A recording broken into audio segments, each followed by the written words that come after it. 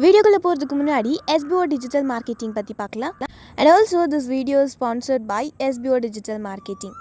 And இந்த பிளாட்ஃபார்மில் நீங்கள் வந்துட்டு ரொம்ப ஈஸியாக ஏர்ன் பண்ணலாம். அண்ட் ஆல்சோ ரொம்ப செக்யூராக இருக்கும் இதில் ஏர்ன் பண்ணுறதுக்கு. இதை பார்த்தீங்கன்னா ஃபுல் டீட்டெயில்ஸ் வேணும்னா உங்களுடைய நேம் அண்ட் குவாலிஃபிகேஷனை நான் சொல்கிற வாட்ஸ்அப் நம்பருக்கு சென்ட் பண்ணுங்கள். 9941041660. ஸோ இதுக்கு நீங்கள் வாட்ஸ்அப் பண்ணிங்கன்னா இன்ஸ்டண்ட்டாக உங்களுக்கு இதை பற்றின டீட்டெயில்ஸ் கண்டிப்பாக கிடைக்கும். அண்ட் இந்த சான்ஸை மிஸ் பண்ணாதீங்க. இதை பற்றி இன்னும் நிறைய தெரிஞ்சுக்கணுன்னா டிஸ்கிரிப்ஷன்லையும் லிங்க் கொடுத்துருக்கேன். மறக்காமல் நான் சொன்ன வாட்ஸ்அப் நம்பருக்கு நீங்கள் மெசேஜ் பண்ணுங்கள். ஸோ இப்போ வாங்க வீடியோக்குள்ளே போகலாம்.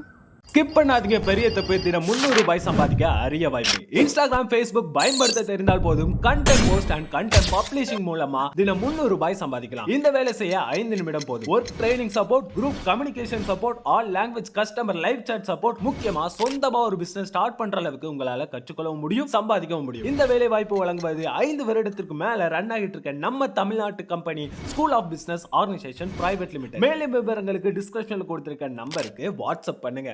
நாம கோதுமை மாவு பயன்படுத்தி வீட்டில் எப்பவுமே இருக்கிற சில பொருட்களை வச்சு ஒரு சூப்பரான ஈவினிங் ஸ்நாக் ரெசிபி.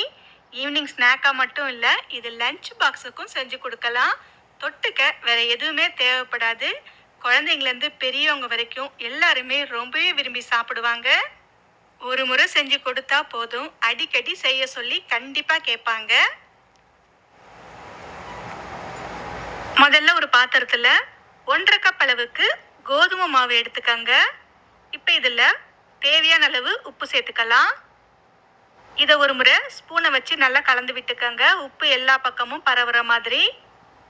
அடுத்து இதில் கொஞ்சமாக தண்ணி சேர்த்து நாம் பூரிக்கு மாவு பிசைகிற மாதிரி கொஞ்சம் இறுக்கமாக பிசைஞ்சு எடுத்துக்கங்க. சப்பாத்திக்கு நாம் எப்போவுமே கொஞ்சம் சாஃப்டாகவும் கொஞ்சம் இலகலாகவும் பிசைஞ்சு எடுப்போம்.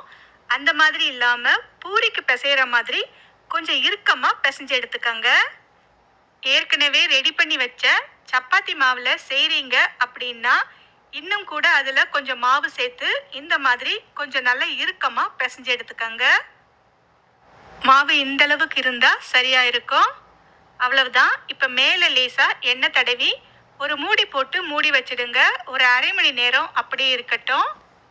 அடுத்து ஒரு பெரிய பவுலில் 2 பெரிய வெங்காயத்தை நீல வாக்கில் இந்த மாதிரி மெலிசா நறுக்கி சேர்த்துக்கங்க. வெங்காயத்தை கொஞ்சம் கையாலேயே உதிரியா உதுத்து விட்டுக்கங்க. இப்போ இதில் ஒரு 1/4 ஸ்பூன் அளவுக்கு உப்பு சேர்த்துக்கங்க. கொஞ்சமாக மஞ்சள் தூள் சேர்த்துக்கங்க. இன்னும் ஒரு 1/4 ஸ்பூன் அளவுக்கு தனி மிளகாய் தூள் சேர்த்துக்கலாம். பொடியாய் நறுக்கிய இஞ்சி ஒரு அரை ஸ்பூன் சேர்த்துக்கங்க. ஒரு பச்சை மிளகாயை நல்லா பொடியாக நறுக்கி சேர்த்துக்கங்க. பொடியாய் நறுக்கிய கருவேப்பிலை கொஞ்சமாக சேர்த்துக்கங்க. ஒரு 1/4 ஸ்பூன் அளவுக்கு சீரகம் சேர்த்துக்கங்க. பொடியாய் நறுக்கிய கொத்தமல்லி தேவையான அளவு சேர்த்துக்கங்க. அடுத்து 1 ஸ்பூன் அளவுக்கு லெமன் ஜூஸ் சேர்த்துக்கங்க.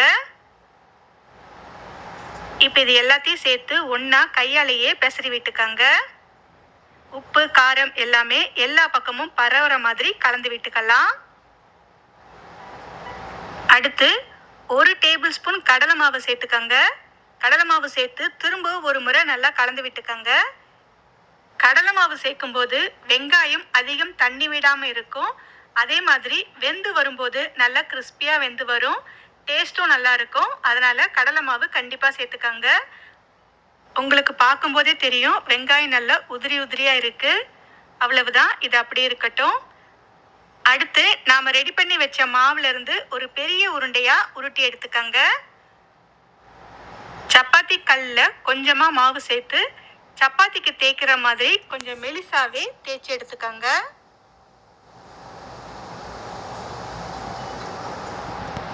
இப்போ பார்த்தீங்கன்னா இந்த அளவுக்கு தேய்ச்சி எடுத்துருக்கோம். அடுத்து இதில் நாம் ரெடி பண்ணி வச்ச வெங்காயத்தை மேலே பரவலாக சேர்த்துக்கங்க. எல்லா பக்கமும் ஒரே மாதிரி பரவலாக ஸ்ப்ரெட் பண்ணி விட்டுக்கங்க. இப்போ பார்த்தீங்கன்னா மேலே எல்லா பக்கமும் ஒரே மாதிரி சேர்த்தாச்சு. இப்போ இந்த சப்பாத்தியை நாம் வெங்காயத்தை உள்ளே வச்சு இந்த மாதிரி உருட்டி எடுத்துக்கலாம். இந்த மாதிரி உருட்டி எடுத்துக்கங்க. அடுத்து ஒரு கத்தி இல்லைன்னா பீஸா கட்டர் வச்சு இந்த மாதிரி சின்ன பீசஸாக ஒரே மாதிரி அளவுக்கு நறுக்கி எடுத்துக்கங்க. மாதிரி நறுக்கி எடுத்தாச்சு.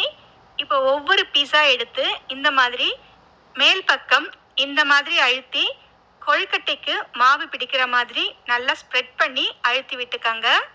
இல்லைன்னா சப்பாத்தி கட்டையில வச்சு இந்த மாதிரி கையால கூட அழுத்தி விட்டுக்கலாம். ஓரளவுக்கு அழுத்தி விட்டதுக்கு அப்புறமா மேல கொஞ்சமா கொத்தமல்லி, கொஞ்சமா எள்ளு சேர்த்துக்கங்க. இது ஒரு டேஸ்ட்டுக்காக சேர்க்குறோம். இருந்தா சேர்த்துக்கங்க, இல்லைன்னா ஸ்கிப் பண்ணிக்கலாம். அவ்வளவுதான், நமக்கு ரெடி ஆயிடுச்சு. இதே மாதிரி எல்லா மாவையும் தேய்ச்சி வெங்காய கலவை சேர்த்து சின்ன சின்னதா நறுக்கி எடுத்துக்கங்க. அடுத்து ஒரு பேன்ல 2 டேபிள் ஸ்பூன் எண்ணெய் சேர்த்துக்கங்க. இப்போ இந்த எண்ணெயில நாம ரெடி பண்ணி வச்சதை உங்க பேனோட சைஸுக்கு ஏற்ற மாதிரி சேர்த்துக்கங்க. ஒரு பேட்ச் சேர்த்ததுக்கு அப்புறமா அடுப்பை மீடியம் ஃப்ளேம்ல வச்சு வேக விடுங்க. ஒரு பக்கம் லேசா செவக்க ஆரம்பிச்சதுக்கு அப்புறமா அடுத்த பக்கமும் திருப்பி விட்டு வேக விடுங்க. 2 பக்கமும் நல்லா திருப்பி விட்டு 2 பக்கமும் நல்லா செவந்து கிறிஸ்பியா ஆகிற வரைக்கும் இதை நாம வேக வச்சு எடுத்துக்கலாம். இப்ப பாத்தீங்கன்னா 2 பக்கமும் நல்லாவே செவந்து வந்துடுச்சு. இப்ப நாம இதை வெளியே எடுத்துடலாம். அவ்வளவுதான். இதே மாதிரி ரெடி பண்ணி வச்சதை எல்லாத்தையும் பேட்சா சேர்த்து பொரிச்சு எடுத்துக்கங்க. அவ்வளவுதான் ஃப்ரெண்ட்ஸ்.